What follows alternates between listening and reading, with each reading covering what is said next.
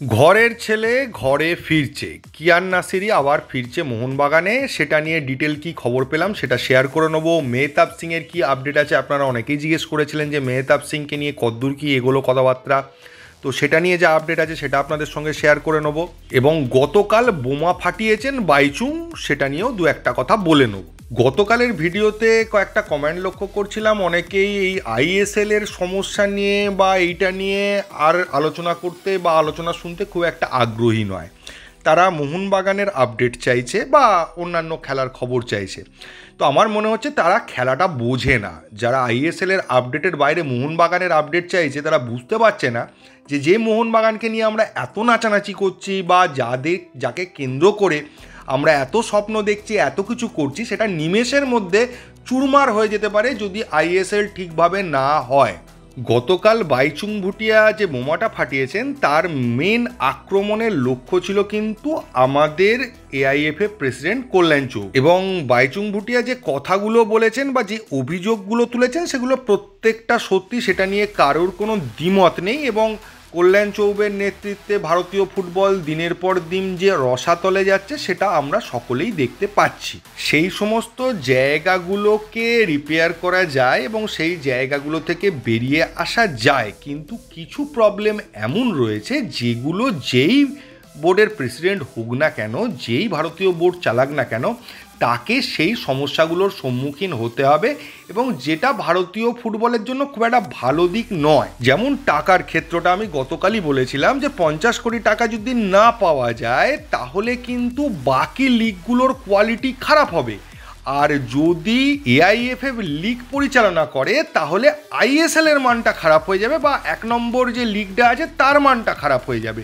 তাতে এতটা প্রফেশনালিজম বা অন্যান্য লিগের সঙ্গে কম্পিট করে যে একটা জাঁকজমকপূর্ণ লিগ করা হয় সেইটা হবে না। তো এক কথায় বললে আইএসএল এর ভবিষ্যৎ নির্ভর করে আছে জুলাই মাসে কোর্টের রায় এবং তারপরে যে ইলেকশন হবে তার উপর কিছুটা। ইলেকশন হওয়ার পর যে কমিটি আসুক না কেন তার সঙ্গে এফএসডিএল এর কি চুক্তি হচ্ছে, ফাইনালি কোথায় জিনিসটা দাঁড়াচ্ছে, তার উপর কিন্তু সব কিছু ডিপেন্ড করে রয়েছে। তবে এটাও অ্যাসিওর করা যায় দেশের 1 নম্বর লিগ বন্ধ হবে না, সেটা আমরা কেউই ভাবছি না বা কেউই বলছি না। আইএসএল বন্ধ হয়ে যাওয়া মানে এটা নয় যে দেশের 1 নম্বর লিগ বন্ধ হয়ে যাওয়া। আইএসএল বন্ধ হওয়া মানে হচ্ছে যে আমরা যে আইএসএল এর টুর্নামেন্টটা দেখছি সেটা বন্ধ হয়ে যাবে, 1 নম্বর লিগ হিসেবে হয়তো অন্য কোনো লিগ শুরু হবে বা আই লিগের সঙ্গে মার্চ করে কিছু একটা হতে পারে। এবং আগে শুনছিলাম 4টে ক্লাব, এখন শুনছি 6টা ক্লাব আইএসএল না হলে এফএসডিএল যদি টুর্নামেন্টটা না করে তারা এই টুর্নামেন্ট খেলবে না।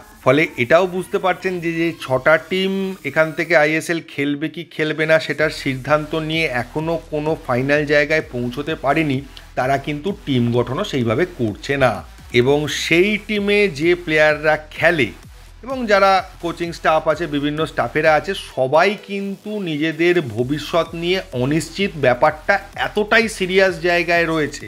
তবে ম্যাক্সিমাম সমর্থকরা এই বিপদটা কেউ আঁচই করতে পারছে না যে কি সমস্যা হতে পারে আর কত বড় প্রবলেমে আমরা পড়তে চলেছি বা পড়তে পারি। যাকে এবার চলে আসি যে খবরগুলোর জন্য আপনারা ওয়েট করেছিলেন। মার্কাস মার্গুলা সকাল সকাল ক্লিয়ারলি জানিয়ে দিয়েছে কিয়ান নাসিরি মোহনবাগানে আসতে চলেছে।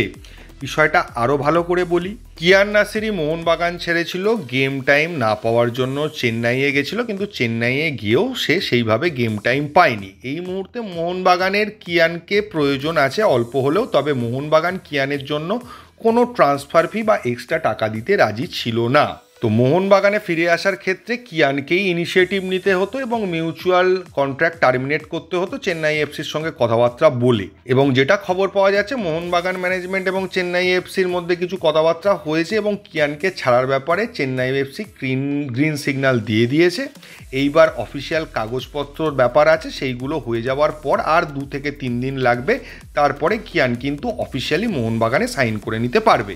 এবং আশা করা যাচ্ছে খুব শিগগিরই মোহনবাগান ম্যানেজমেন্ট কিন্তু কিয়ানের আসার ঘোষণাটাও করে দেবে। কিয়ান আসার ফলে মোহনবাগানের কতটা লাভ হবে কতটা ক্ষতি হবে এটা আমরা জানি না, কিন্তু সমর্থকদের ভীষণ প্রিয় হচ্ছে কিয়ান নাসিরি, এবং কিয়ান নাসিরি মোহনবাগানের ছেলে, সে মোহনবাগানের ঘরের ছেলে, সে মোহনবাগানে আসছে, মোহনবাগানে থাকবে, এটাই সমর্থকদের কাছে কিন্তু বিশাল বড় ব্যাপার। এবং আমরা বারবার দেখেছি কিয়ান নাসিরি যখনই মোহনবাগান জার্সিতে মাঠে নেমেছে, যতক্ষণের জন্য মাঠে নেমেছে, ও কিন্তু একটা ইম্প্যাক্ট রেখে গেছে বা ইম্প্যাক্ট ফেলার চেষ্টা করেছে।